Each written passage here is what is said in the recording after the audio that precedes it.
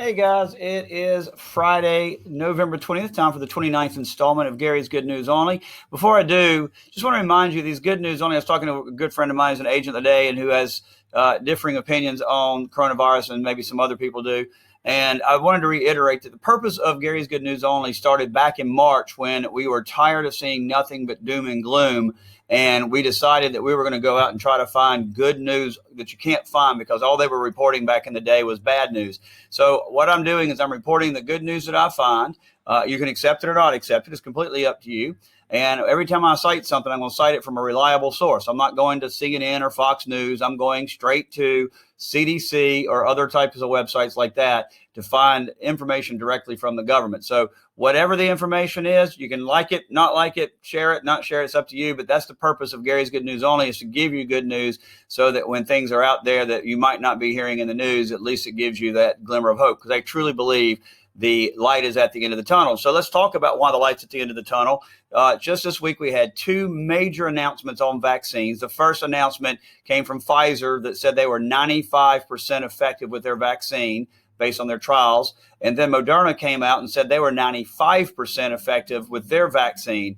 And so Pfizer went back and redid their numbers and looked at it again. Turns out they're like 94.5%. So essentially, both vaccines have been deemed through clinical tests to be 95% effective at stopping the coronavirus, which is, I don't know any way to spin that other than that's phenomenal news. And it's amazing if you think about it. We've been 6 months since they started working on it with Operation Warp Speed.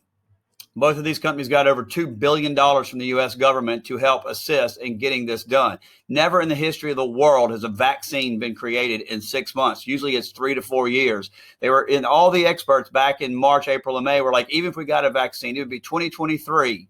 Well, guess what? We got a vaccine this same calendar year in less than 6 months. Moderna has just announced, as did Pfizer, that they have asked for FDA clearance to go ahead and start providing the vaccine. And what they're looking at is I think they can have 25 million doses available before the end of the year. In fact, at the task force hearing yesterday, they were talking that the administration said they would have it within 24 hours, start releasing it to the hospital once it's approved from the FDA. Within 24 hours, it would start showing up in hospitals. So fantastic news. I'm so excited to see this.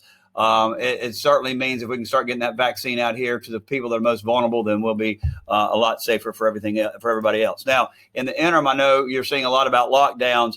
The CDC's very own Redfield. This is Robert Redfield's been in the news quite a bit. He said today there's extensive data that we've gathered over the last 2 to 3 months that confirm that K-12 schools can operate with face-to-face learning, and they can do it safely and they can do it responsibly. The infections we've identified in the school, when they have been evaluated, were not acquired in school. They were actually acquired in the community and in the household. He further says the work of schools and school personnel do daily is valuable beyond any words I can deliver. In addition to education, schools provide their children a profound sense of security and stability. For structure and safety of schools are an integral role of health. Well, as I've told y'all, my wife's a school teacher. I have 2 kids in school as well. We cannot ignore the fact that the mental health of these children have tremendously suffered because of this virus and being locked down, nor can we ignore the fact that there are kids that are not getting social service helps in terms of food services, as well as security and safety away from perhaps abusive things that are going on in the house. So to see this is fantastic news that the CDC agrees these schools need to be open for the safety of our children. We've got to do something for these underprivileged kids who are not getting service. So I'm glad to see that the CDC is finally getting on board with that. And as having a wife that's a teacher and kids that are in full day school, they've been since August, it's very important to me for their safety as well. So I don't underscore that at all. So hope everybody has a great weekend. And I might not be doing one next week for Thanksgiving. I probably won't be doing a legal tip. So we'll see you next week. Also, don't forget about our podcast below on seller's disclosure this week. And it talks about the use of no representation. So y'all have a great holiday.